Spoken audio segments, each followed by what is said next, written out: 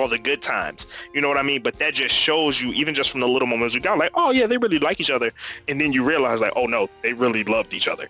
And it's in moments like those where, you know, when Vegeta sacrificed himself and she broke down on Kami's tower, when he literally manhandled Beerus for a couple seconds because he was, you know, pissed off at the fact that Beerus actually had the audacity to touch his wife.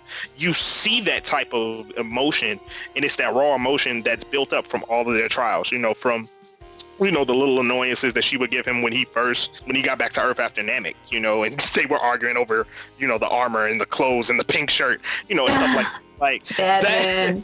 Yeah, like, you know, it's all of that you get to see in those moments, and that's why this couple is a really, really strong couple, and I just can't wait to see where it ends. That's the only reason why I didn't make my number one. Like, I feel like with Krillin and 18, we've seen the end of the journey, and we're just kind of coasting with it right now. Vegeta and Bulma is still developing, and that's kind of the fun part.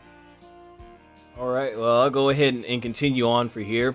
What I'm going to say is Dragon Ball Super really is what I feel helps this relationship and makes it rank very high for me. Because if we only had just DBZ to go off of, let's be honest, Vegeta was a jerk. Like, I talked about Goku being selfish, but he's a man-child. He kind of doesn't, he should know better, but he kind of doesn't. Whereas Vegeta was just, he did not care at all in Dragon Ball Z. If you go to that Cell saga when Trunks asked him, why didn't you go ahead and save, you know, why didn't you go ahead and save your Bulma and, you know, and your son? He's like, you know, I really care about those androids or something like that. And it wasn't until you get to the Trunks death from Cell that Vegeta starts to finally change. And I love that, going back into the fight with Goku the second time around, when he goes like, you know, he was the perfect warrior, cold and ruthless. He lived by his strength alone, uninhibited by foolish emotion. But then, slowly over the years, I became one of you. And what's his last thing he told Goku? Says, settle down, formed a family.